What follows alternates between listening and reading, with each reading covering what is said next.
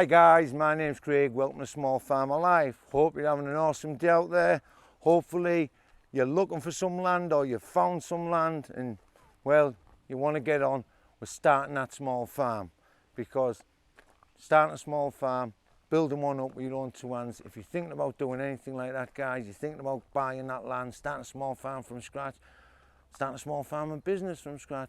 Maybe you want to buy some land, start a smallholder and eventually live on that smallholder. Maybe you want to buy some woodland so you can start a forestry business, live in that woodland. Or maybe you just want to hide from the powers that be for 4 years and 1 day in something like a stable block and claim the right of lawfulness. If you're thinking about doing anything like that guys, think about hitting that subscribe button. I do talk about them topics a lot on the channel. Go back, check out some of the videos I've already uploaded. You might find some useful information in those videos. And think about hitting the bell button for future videos. But today we're going to talk about buildings. Buildings you can utilise on a small farm, because if you're buying 1, 2, 3, 4 acre plots, you're not going to need large barns you see on commercial farms. Those barns are huge and they're around about 150 foot long, some of them, and double, triple, quadruple spans. They're huge. You will never ever get planning permission to have one on a couple of acres, and you would just never fill it anyway. But you can utilise buildings like this double garage kit that I found on Facebook Marketplace, and if you went to buy one of them new, it cost you £8,000. This was brand new when I purchased it. The guy had it for 15 years, sat at the side of the garage that it was going to replace. I was only around the corner when I seen it. It was actually on the marketplace for £500. But I'm guessing because he had that many calls, because that many people realised what it was worth, that he thought I'll ask for £1,000. I knew where the garage was actually situated, so I waited outside the guy's home for him to come home from work. When he did, well, I didn't pounce on him straight away, but I let him have 10 minutes to get home from work. Then I knocked on his door and said, I seen you had this garage for sale. I know you're going to have a lot of calls, which he admitted to. And as I was buying it, well, a couple of people pulled up.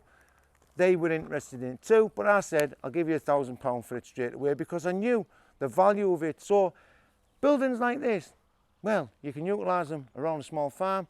You can utilise porta cabins and shipping containers and that sort of thing. But I don't like the look of shipping containers.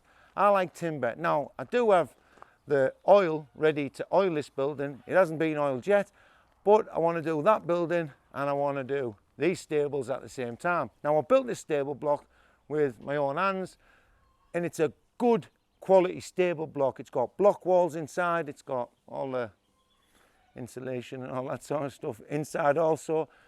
And the reason I haven't put the doors on is because I don't know what I'm doing with it yet. So I don't know what type of doors I want to put on it, if you know what I mean. I'm not going to put stable doors on it, and if they are, they're going to be solid stable doors. I might have one real stable door. But these stables are just not finished yet. Let's just leave it at that. But them stables cost me £8,000 to get them to where they are today. Now guys, I'm a bargain hunter.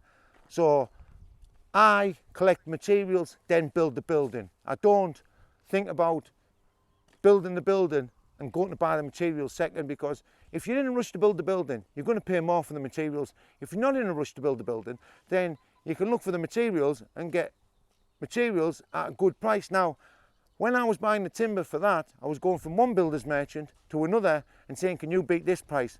And trust me, they all beat it. And you don't say by a couple of quid. If they want your business, it doesn't matter if they're making 15%, then they're going to give you the better discount, because at the end of the day, they're making something, aren't they? And this was when timber wasn't as expensive as it is now, so I got a good price. And like I say, £8,000 is not bad to build them with block walls and, like I say, all the insulation and that sort of thing. And it's got a loft in there as well for storage, so great set of stables. These buildings here, this area here is my microgreens area. There's going to be a big greenhouse plonked on these yellow slabs here. I've killed all the weeds off. I'm going to build that this year. The building, the grey building, is ready for growing mushrooms in. The double doors I picked up for around about 50 quid for the full frame, all the accessories and everything. They were off a substation. They were peanuts really. I don't even remember if I paid him, but I'm positive it was 50 quid. I can't remember. The guy I used to buy tools off, I got loads of tools off him. But the only thing that really cost me the most money on this building was the roof, because I always pay for corrugated sheet and anthracite grey because I want all the buildings to look the same. That's the most expensive piece to every building.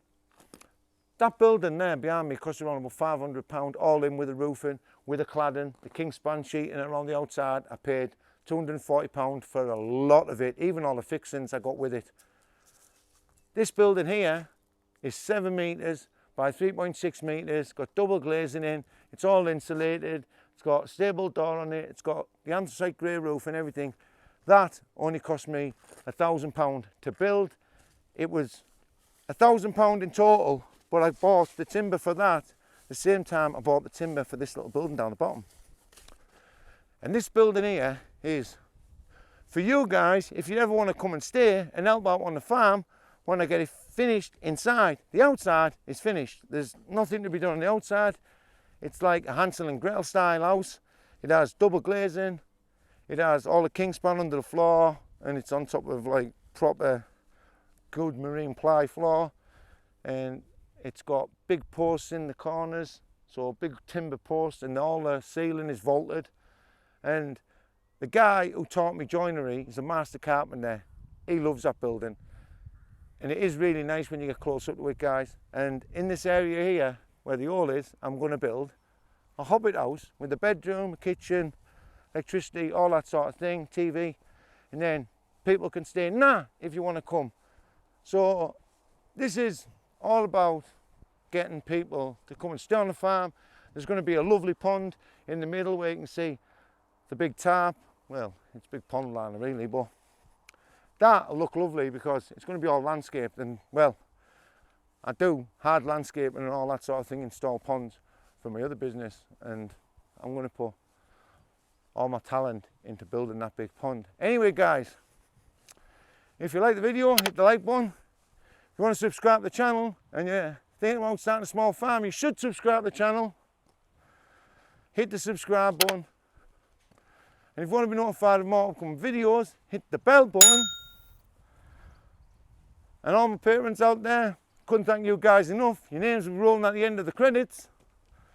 And make sure you take care of yourself, guys. And most of all, take care of the family. Bye for now. See you.